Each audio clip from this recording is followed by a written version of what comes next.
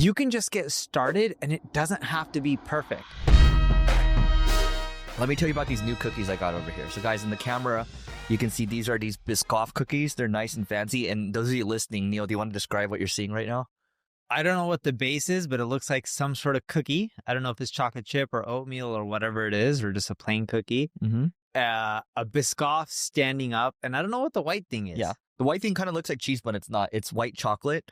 And then she made the cookie.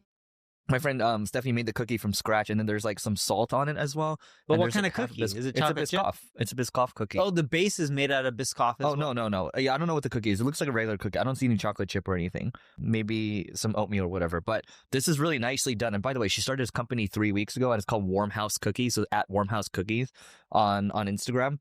And I think when you design something like this from a marketing standpoint, it stands out because I bought this for Neil's kids, right? Thank you, Eric. Yeah, and I'm like, dude, the fancy ones, let's give it to the kids because it's like, whoa, like I've never seen a cookie where there's a Biscoff standing up from it, and then there's like a white chocolate. So sometimes you can say the design itself sells the product, right? Especially when it's food. Yeah, but here's what's really interesting, and we're bringing up this cookie company for a reason, not just to promote them or anything like that.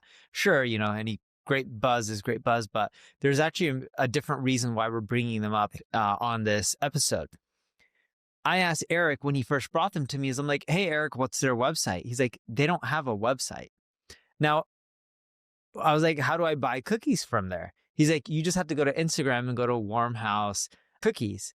And do they need a website? Yes. But the bigger lesson here is for especially a lot of marketers, you can just get started and it doesn't have to be perfect. Everyone just overhypes everything and thinks it has to be perfect. I'm like, I need a perfect launch. I got to figure out a PR strategy, hire a social media company. I need to go and figure out how to get my website and Facebook and then do TikTok reels and get influencers. And what does she do? She just started. And I asked Eric, oh, where's her location? And what did you say? Home. Exactly. Yeah. Because when I look at the box, it looks very professional. Super fresh. And then she has a sticker with a logo on it and the Instagram. You look at the videos, the videos are well done too. I didn't see any videos on Instagram. On the at Warm House Cookies? There's one video. Yeah. Sorry. Okay, even the one video itself is fine, right? And then I'm just like, the product itself is good. But the fact that she started this 3 weeks ago and then she has boxes and then she has logos and things like that, it's already pretty crazy. She only has 335 followers. She's following 26 people, 7 posts. This is it. Yeah. She doesn't have a ton of business. Yeah. So how is she generating business? Because you're not the only customer, but like, what's her model? I actually asked her yesterday. I was like, how many customers do you have so far? So keep in mind, it's 3 weeks in. So how many customers do you think she has so far? It's not a crazy number. Like 10, 20. Yeah, exactly. 10, right? 10 customers is what she has right now. And so I'm like, whoa. Wait, were you one of them? Yeah. Okay. I'm one of them. But it's like, you just need a couple customers to get validation to show that you should keep going. Like, you're not going to build a giant business in a day. And I don't even know if she's trying to build it into a big business. Because once you get into the cookie business, that's a legit thing, right? And so, by the way, I have a friend, YPO, his mom makes these amazing cookies in batches. I got those for your kids too, right? And they actually had a major cookie investor. There's one of those, right? That really like the cookies. Hey, like, I'll invest, but I need to ask you, do you enjoy what you do right now? And are you ready to make this into a business? Those are two separate things. If you want to do it for fun, do it for fun. But if you want to make it into a business, it's going to be a lot of pain and suffering.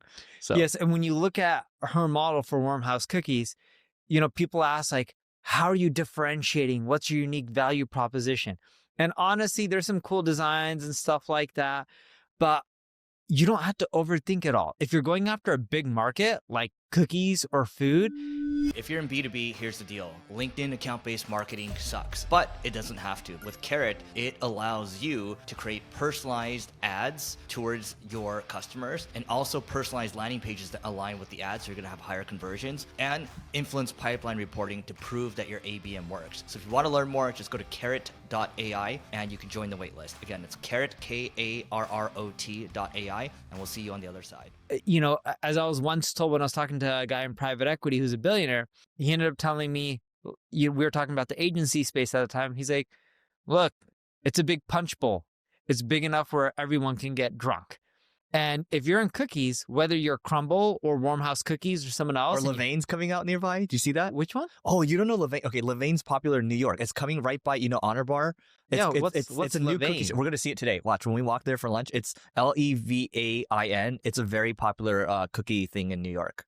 Okay, sometimes you just gotta go out there and just do it, and it's okay if you're not differentiated. And marketing, everyone's like, I need to have a unique value proposition. Yeah. Sometimes just go and get lunch and then figure out the rest later on. When have you ever done a business plan? I did a business plan when I was starting off. Yeah, so, very beginning. You're like 14, 15 years old. No, a little bit older than that. I would say early 20s. Okay. I was looking to raise money at that point. For what? And there was a company called Fruitcast, I believe it was, that we had. It was one of the first podcast advertising companies. What? And Fruitcast? I did it with a guy named James. Was it James something? I forgot his last name. It was his idea. He and I put in the majority of the money. We even had good meetings with Yahoo about M&A and stuff. This is when this past ACS time. Very early, during ACS. Okay. So you guys were cash flowing well.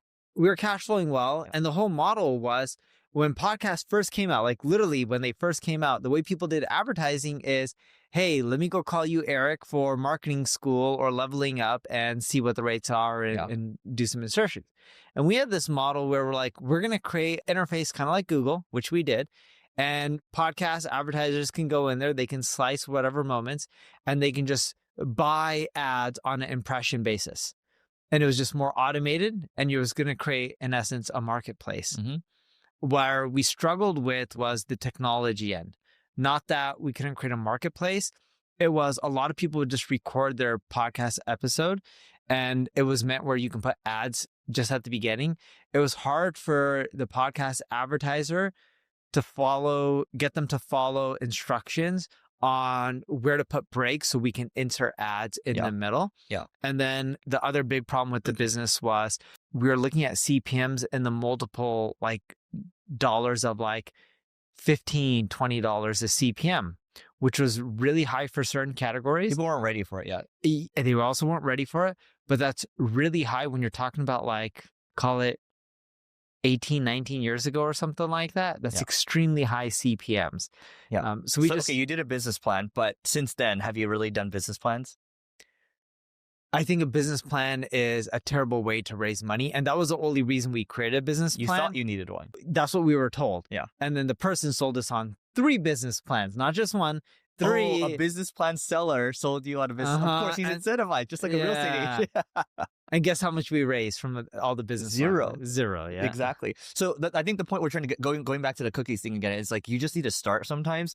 Like the software or a lot of the stuff that you've built, me knowing you've always just launched things, right, in the beginning. Yeah. And you're better off doing that and then seeing if you get some customers and then go from there. The fact that she has 10 customers in the first 3 weeks shows that she's already she's doing something about it. She's not just waiting around for the customers to appear. You can't just say, oh, I have a great product and then hope the customers come. And then, by the way, the flavors are unique. The one Noah and I just ate, probably 300-400 calories, but passion fruit and jelly on it, right? The ones your kids are getting, white chocolate and Biscoff, right? Yeah. We'll cut it up into chunks before I give it to them. Oh, because they can't have too much or else they're going to go crazy. 300 calories for someone who weighs 30-something pounds. Oh, yeah, you should chop it up. But dude, when we see the Levain later, you'll see they were huge in New York and they're expanding right by you.